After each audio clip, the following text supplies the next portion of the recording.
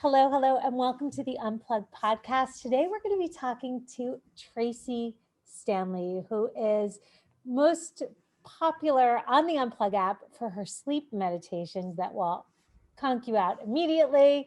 She knows how to get you calm when you're stressed and just make you feel good every single day. Tracee, someone I also sent on the Oprah Winfrey Share the Adventure Cruise, where she taught 1,000 people how to meditate on a ship and also on land. And we're so excited to have you here with us today. Thank you so much for having me. It's so great to see you, Susie. Same with you. I love seeing your face and I listen to you all the time. So I feel like you're always with me. But I want to hear really about your story, where you were born, what your family was like, how you became such a legend in this space. I know you don't really see yourself like that, but everybody else sees you like that. Yeah, and I would just like to hear all about that. So if you could just chat, share. Yeah, so the story begins on Long Island in New York, and my dad um, was just out of the military when I was born, and it was the time of affirmative action. And so Prudential Insurance Company was hiring their first African American uh, agent. And my mom was a social worker. And so she worked with people who were suffering from severe autism and other mental disabilities. And so I grew up in a very structured home. My dad, like I said, he was from the military. So everything was very much like on time, consistent. You had rules, you had to listen. Um, my grandmother, my Nana, was a reverend. She was a preacher. So we spent a lot of time, I did spend a lot of time with my mom in church. And so that was a very big influence in my life. I went to private Lutheran school. So everything was very structured. I was, I would say, not encouraged to be anything other than polite and quiet and really kind of contained at a very young age. Yeah. And so I don't know that I was naturally an introvert, but I became an introvert just because of the circumstances of how I was being raised. So when I say that my dad was strict, it was really like in growing up, there's no such thing as going on play dates. There's no, even though I was in the Brownies, I couldn't go on camping trips. My parents actually prided themselves in the fact that they never let me out of their sight. And essentially, my brother and I were never left alone with any kind of babysitter other than a relative, being my Nana, was the only one who was really allowed to watch us. Um, and at some point, my dad, who was a huge inspiration in my life, um, noticed that there was a ceiling um, as far as where he was working and the amount of money that he was going to be able to make. And so he was always a very kind of out of the box thinker. And he really believed that he could do anything, that there was nothing that was going to stand in his way of doing what he wanted, to be able to thrive, to provide for his family. And that, in fact, I would say for him, thriving was a form of resistance against everything that had been happening up to then. Um, and so he just realized at some point that on Long Island, this is back in the day when insurance salesmen would go door to door, that none of the white insurance salesmen were going to the Black neighborhoods. So he decided that was going to be his territory and what he was going to focus on. And he became, within like a year or two of joining Prudential, like one of their top selling insurance agents. And so it was very interesting to me to see somebody who was able to really set a goal and figure out what needed to happen to achieve that goal, and then to follow through with it. And just his entrepreneurial spirit. I mean, one of my, first jobs that I can remember, other than delivering the penny saver, was putting flyers on cars when he decided that he was going to open his own insurance agency, which everybody told him, you're never going to be able to do that. That's never going to work, especially because all of the longtime agents that had been there had never actually even conceived of opening their own insurance agency. So I was able at a really young age to be able to see what was possible. And for me, what was possible was whatever I put my mind to, and kind of figuring out, knowing that there are obstacles, knowing that there's racism, knowing that there's all these other things that are in place that aren't even seen, and trying to figure out ways to move around them, and to acknowledge that they're there, and at the same time, be able to come up with a plan. He was also somebody who took me to see my first documentary in a theater, which was Eyes on the Prize, which was a documentary series by PBS at the time about Martin Luther King. And that really affected me, where I somehow intuitively understood the power of film. And so that kind of rode with me for a while. I just loved documentaries and loved movies. And at the same time, when I was going to school after high school, my plan was to be a lawyer. So that was the plan. And as I was going to school, again, I had to live at home. So all my friends were going away to college. And my parents were like, no, you have to find a college that's like within driving distance, because you're going to live home. You're not going away. That's how strict they were. And so I was going to Stony Brook. And at some point, I was on the train going from where I lived to Stony Brook. And a woman walked up to me and she said, hi, I'm Whitney Houston's makeup artist, and I think that you should think about modeling. And up until that point, I had always been teased. I had always been bullied, at severe, severe bullying in school. So I never thought of myself as being someone who was attractive, because I was too skinny, I was too dark, my hair wasn't pressed. There were all these things that were like not right about how I looked. And so that was an interesting moment in time to have someone kind of come up to you and say, oh, I think that I see something in you that nobody else has ever seen before, even though there probably were people who had seen that before, something, attractive or light about me. But as far as I was concerned, I didn't know that that was possible. Right. So it was really interesting. And then I wound up leaving school and going to Paris. And from there, I kind of went all around Paris and lived in Paris for a while, lived in Germany, lived in London, lived in Athens, and just basically was doing the modeling thing for a while. And mostly it was because I wanted to get out of the house. Can I ask you a quick question about that? Yeah. So you left what agency were you with when you were a model? The first agency that I was with was David Bossman. It was called Boss Models. Mm-hmm. So it was, yeah. So not a small agency.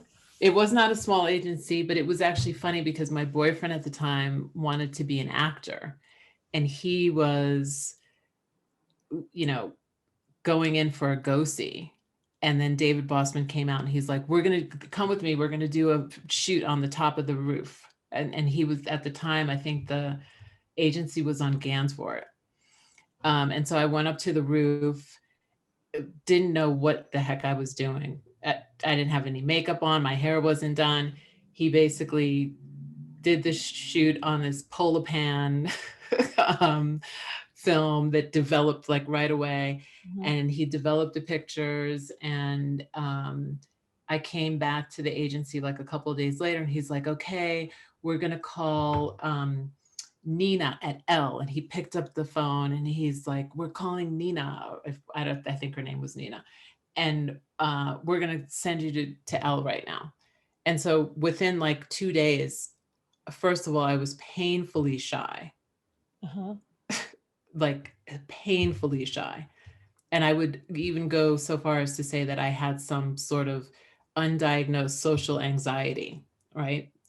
And I get to L and I meet Nina, and Nina, calls him back, and it's like this whole thing. And she's like, she's a little shy. She's a little, she needs to go to Paris. And so that's how I wound up going to Paris.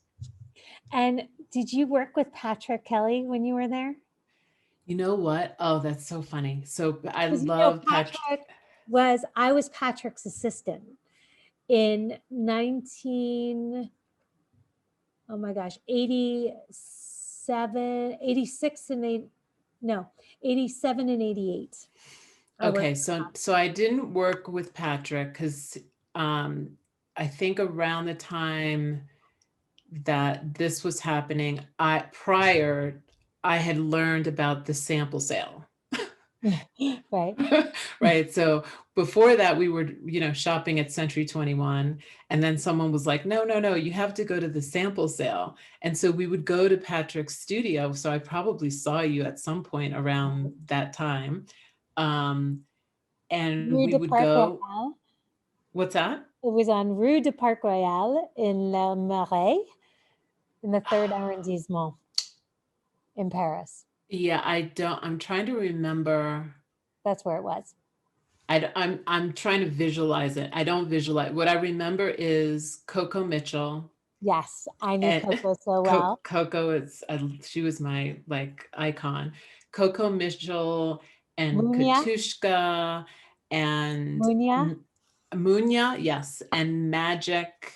And they would all say, okay, you have to go to the sample sale. This is where you go and how you get the clothes and da da da da da. And so, yes, and I just absolutely adored him. That was my dream, was to work with Patrick Kelly. Yeah, he was honestly, I love him. Anyway, sorry, had to interject the Patrick there.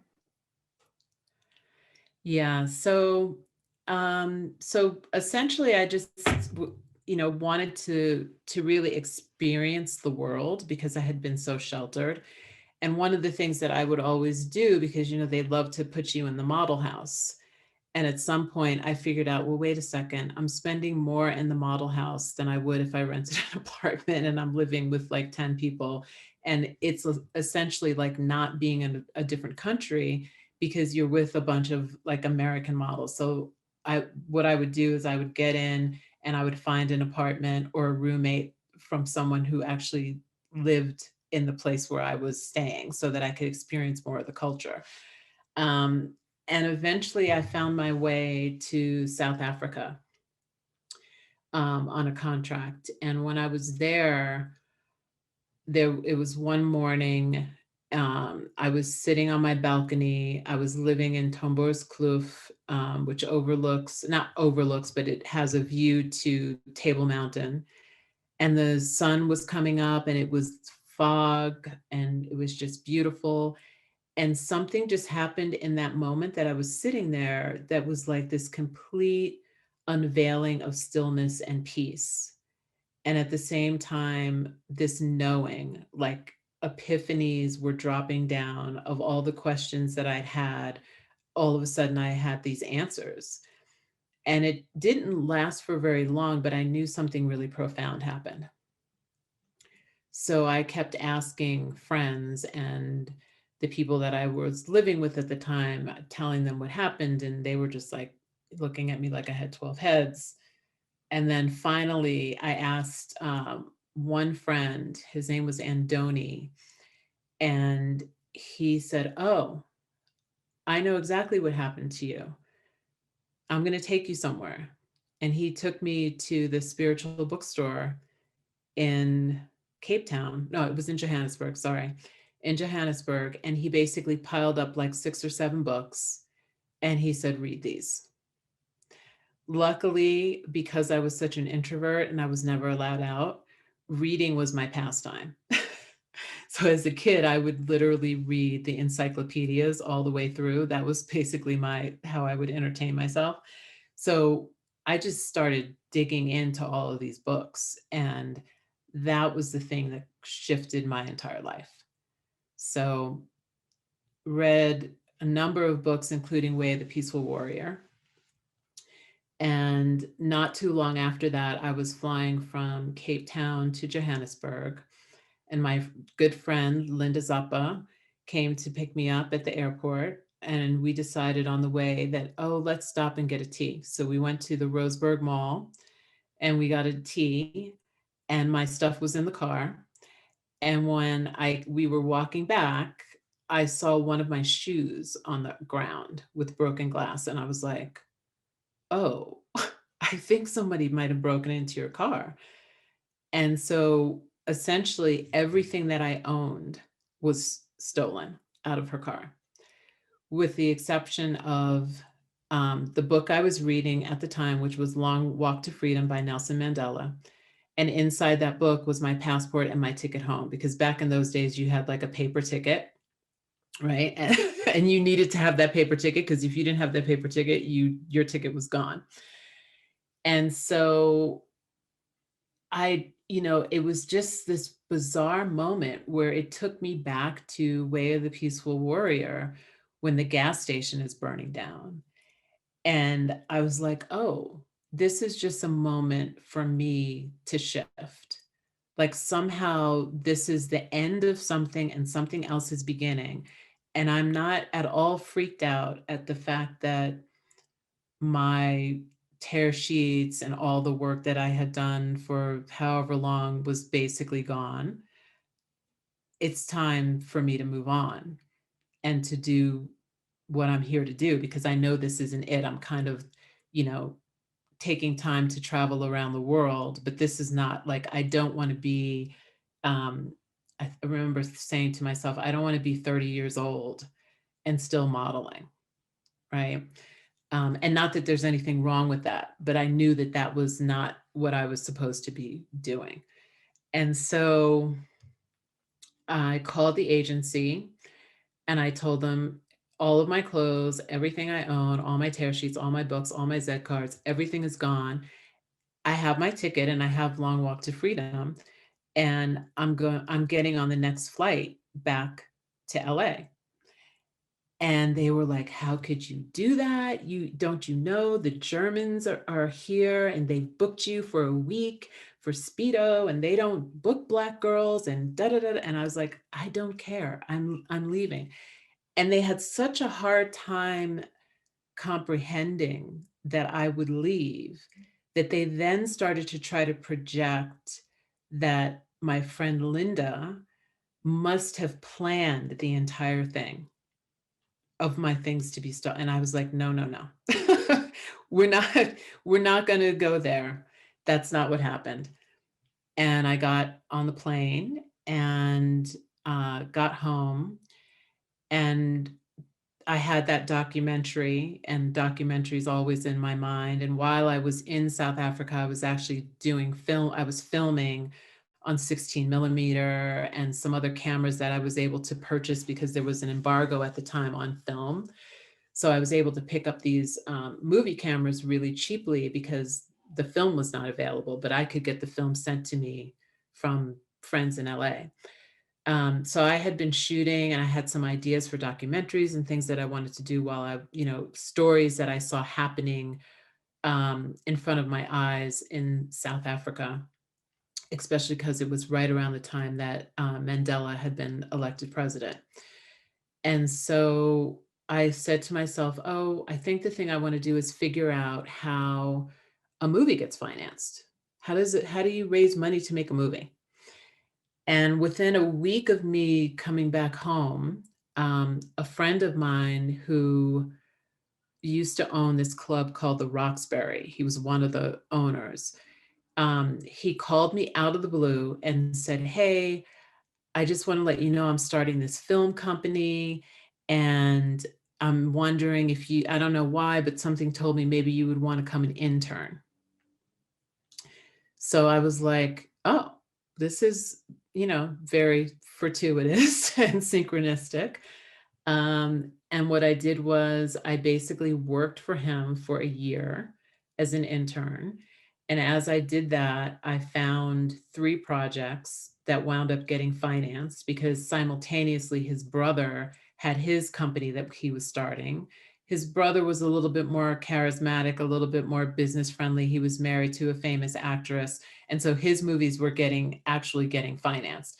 So at some point, it was like we were doing all the reading and finding these projects, and then his brother would kind of swoop in and take the projects and they would get made. And after about the 3rd project, um, the brother came to me, and this is kind of after the earthquake that happened. And there was something around a house falling down, and the guy that I was working with didn't have insurance on his house, and he was going to have to rebuild it, and basically was about to go bankrupt. And so the brother called and said, hey, I am, you've had 3 projects that have all gotten financed. They've all gotten released by Sony. And so obviously you have a really good eye. I want to hire you. And my wife, who at the time was Tia Carrera, the owner's wife, um, she needs a development girl. So to look for projects for her. So I would love for you to come meet Tia, and then you guys see if you can work together. And so we worked together, and we started, the company was very small at the time. And we basically took the company from being essentially like 4 employees to like 40 employees, over a span of 10 to around 10 years. So that's what I did for a very long time. And, was head of development and production at 3 different companies. And at the same time, luckily, when I came back, I actually found a yoga studio. And in that, I discovered meditation. And I also discovered that yoga was really the key to me staying calm in the midst of turmoil, because being in the film business, especially when you're juggling, 10 projects at a time and lots of money and financing, there's a lot of, there's just a lot that can happen. And if you're not clear, and if you're not able to tune into your intuition to kind of sense when something might be off, because that actually happened where there was something that was off on one of the projects. Um, and I had to leave the company because I was like, wait a second, something's not right with these numbers. Like there's something going on here. I don't know what it is, but I need to leave because I'm feeling like something is not in integrity. And that's very common. That can be a very common thing that happens. There's a lot of power that's available. There's a lot of money that's available. And so it's the main reason why I'm no longer in the film business, because I didn't want to be around that energy any longer. But at some point prior to leaving, I decided I wanted to open a yoga studio. And so I opened a yoga studio in West Hollywood on right next to Kings Road Cafe. Before we go from there, what was the first yoga studio that you went to? The very first you would yoga want to studio. open up a yoga studio. Well, I didn't have well, that's a whole nother tangent, but the first yoga studio I ever went to was called Angel City Yoga in Studio City. Uh-huh. And so when I came back from South Africa, I, looked in the phone book or whatever it was and found the closest place, which Mhm. was not far from my house, and went to Angel City. And I walked in and I told them that I had never done yoga before. And they said, okay, go to this class. And they pointed me to the left. And I went into the class on the left, and it was a Kundalini class. Wow. And at the end of the class, I'll never forget, the teacher was playing the gong. And I literally felt like my whole chest open up. And I felt like someone was pouring this molten gold into my heart. I had never had that sensation before. Wow. And I was sitting there after class, just kind of like vibrating in this like radiant gold feeling. And the woman who was in front of me, who knew that it was my first time, she turned around and she looked at me and she said, "So, did you feel it?" And I was like, wait a second. So essentially, what you're really saying is that this was an intentional thing that's happened. Somehow there was an alchemy happening in this class that ends with something magical. Mhm. And so I just started going to class 5 days a week. Wow. That's so cool. And it was amazing. And then one day the teacher was sick. This is after about like maybe 4 years of going to Kundalini classes 4 days a week, and then finding Yoga West and starting to go to Yoga West as well. Um, and the teacher was not there. And the woman at the front desk said, "Oh, just go into the other class to the right." I had never been to the right before. Mhm.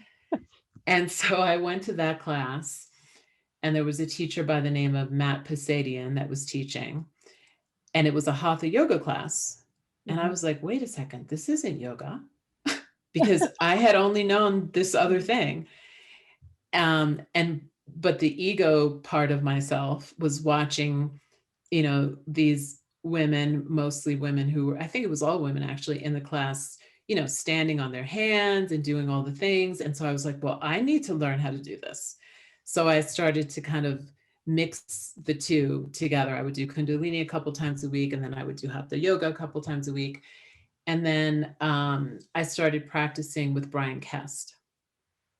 And Brian was having uh, a yoga retreat. Mhm. And I decided, and this was going to be my first time taking a vacation in like 7 years, Wow. because it was the grind culture Mhm. for me.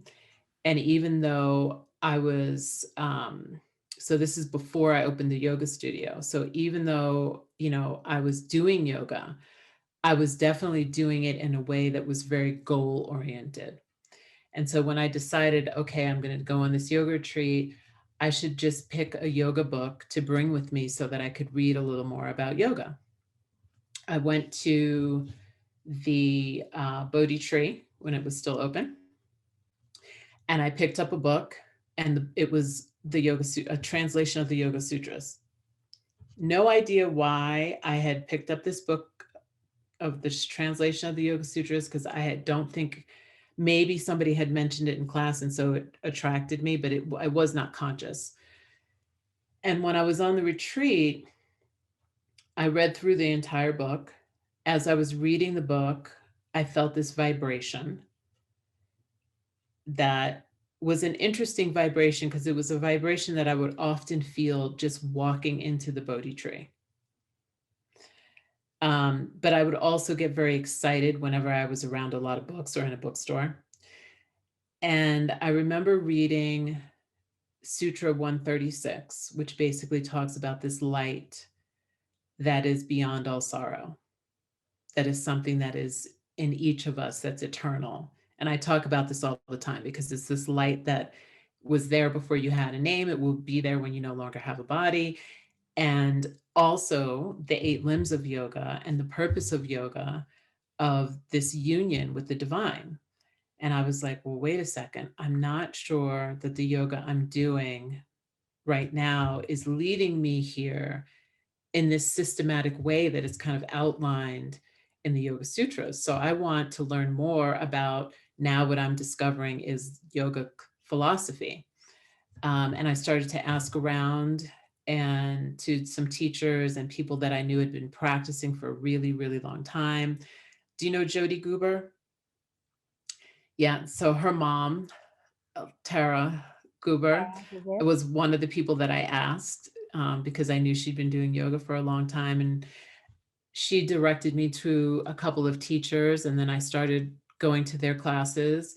And the first class that I went to with this one teacher was a yoga nidra class where he was doing a satsang and teaching yoga nidra.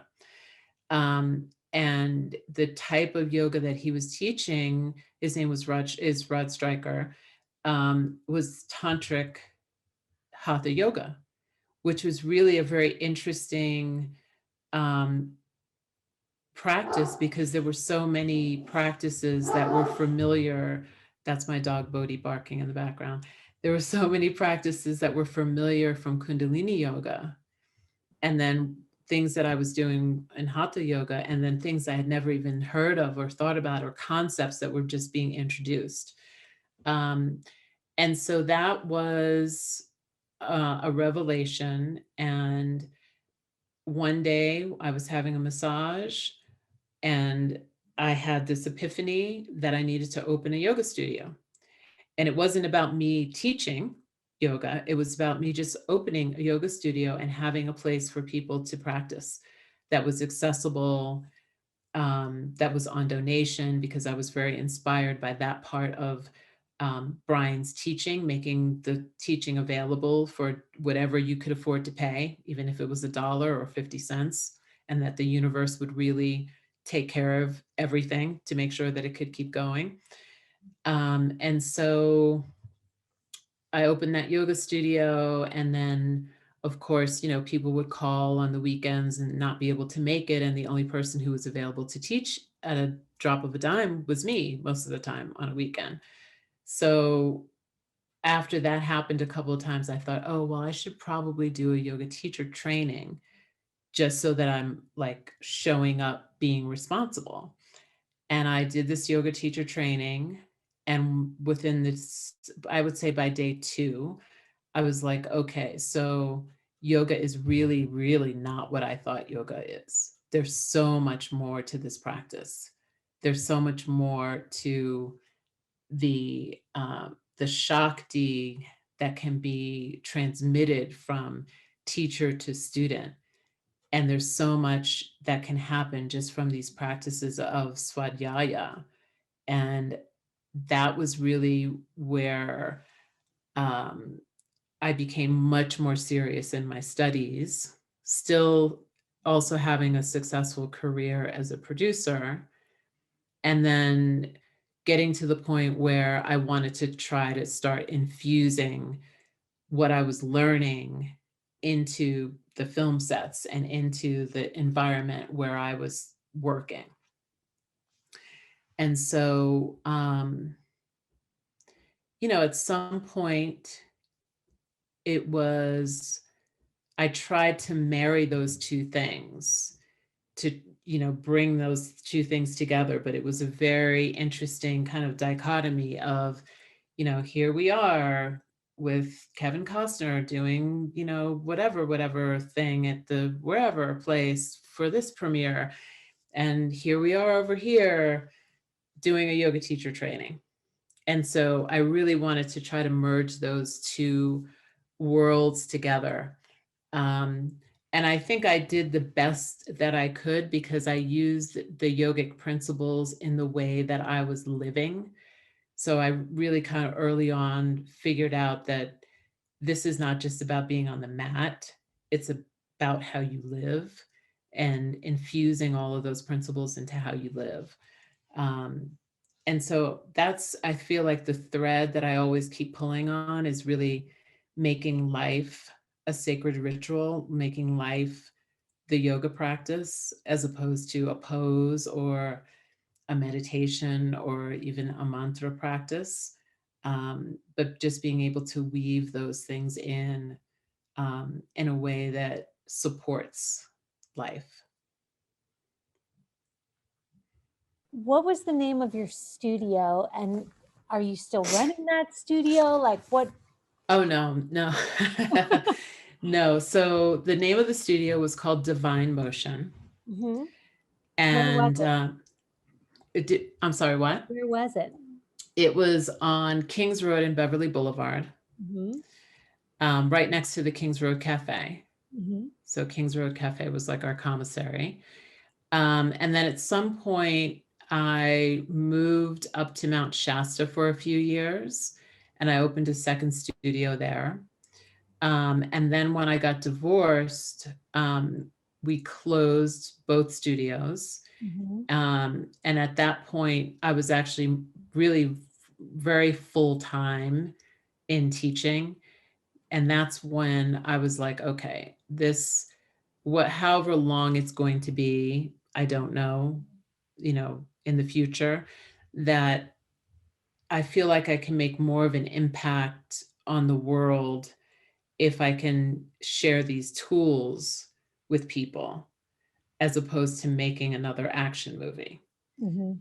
So that's why I'm teaching full time. Wow.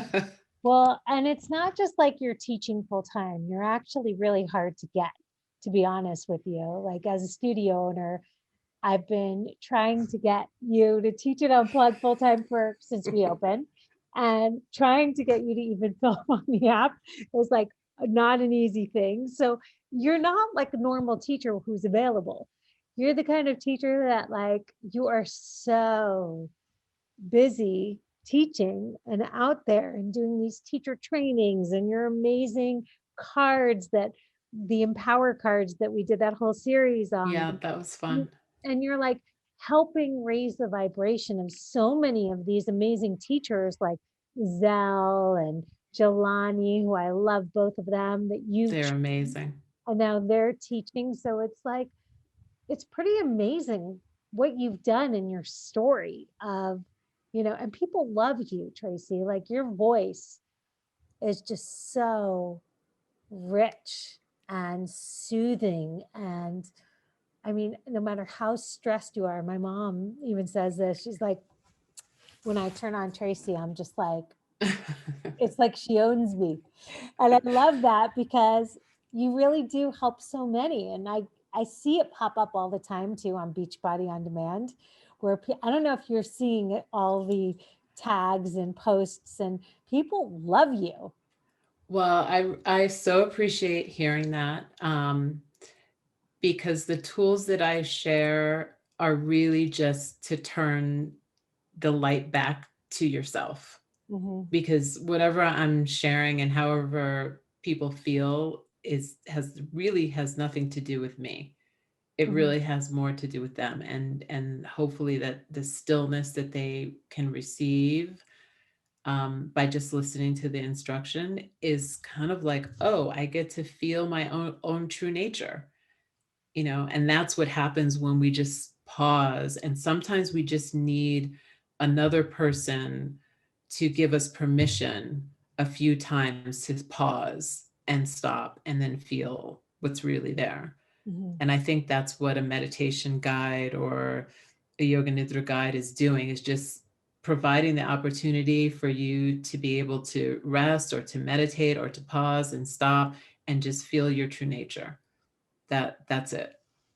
I feel like our stories are slightly similar when I listen to you, where I was in Paris and I was working in fashion, but more behind the scenes. I was in love with like all of the spiritual books. I opened up this crazy studio, not even knowing what I was doing or why. Um, and, we've grown so much. I don't see myself taking the teacher path because I always felt more like the agent of Mm-hmm. the teachers that I love. Um, but I just think it's so interesting. And I'm excited to follow your story so that I can realize where I'm going next. But I wanted to just kind of read to you this thing that I thought would be interesting for you to just kind of reflect. One sec. And that is, I was doing this yesterday when I was talking to a teacher, and they didn't even realize, oh gosh, it's not coming up. Oh, wait, there, Tracee. Ooh, good to know. There's a bug on that. The teachers aren't showing up. But kind of like all the amazing meditations you've done for the Unplug meditation app, and there are a lot of them. And Yeah, I have a lot. Yeah. they're incredible. But what we haven't done, because I wasn't really ready for it, was yoga nidra. Mm. I didn't want to call anything yoga. I remember that. I was like, don't call it yoga. You can do the body scan, but you can't call it yoga nidra.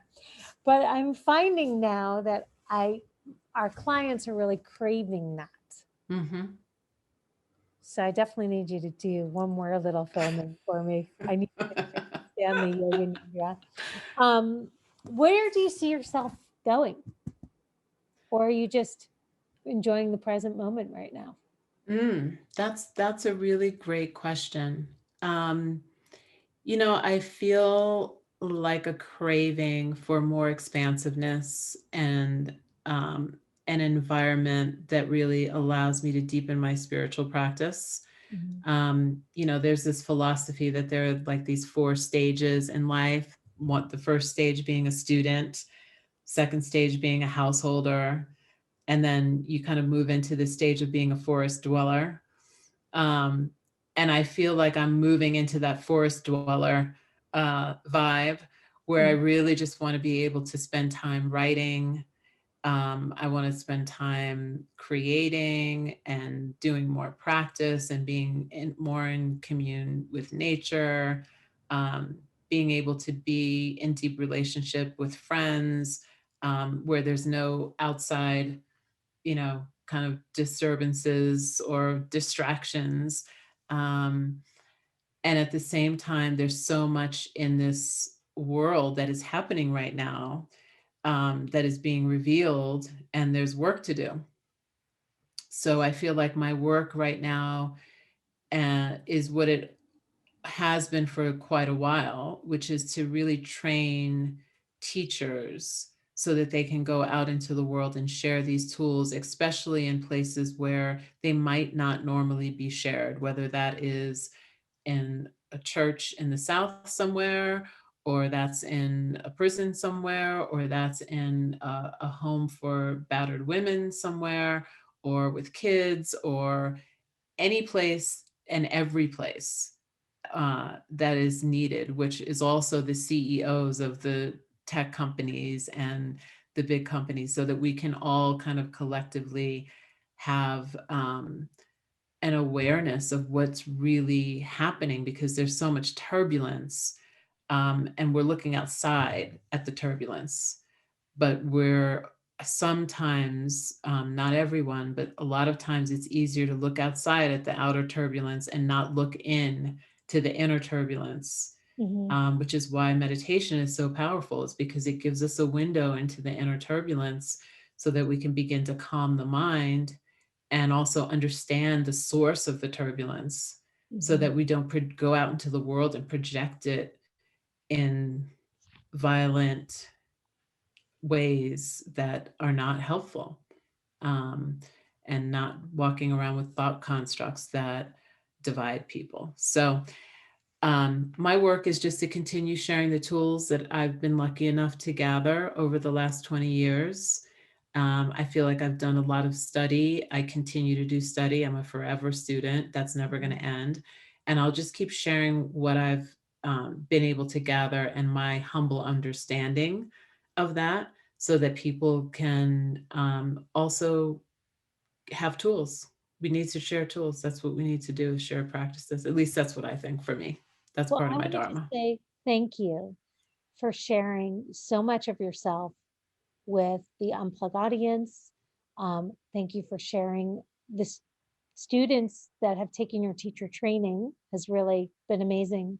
And I definitely would love to have you as a feeder for Unplug as well. I really trust your training. Thank you. I've seen what it does and it's amazing. And I just want to say thank you. I love working with you. I love knowing you. I love meditating with you. And I look forward to many more years of being able to bask in your glow. Thank you so much. Thank you for all you do. You've given so many teachers a platform and a voice and just a way to share the tools. And we all, if we're all doing our Dharma, there's so much that can happen from that. So thank you for answering the call for your Dharma. Thank you.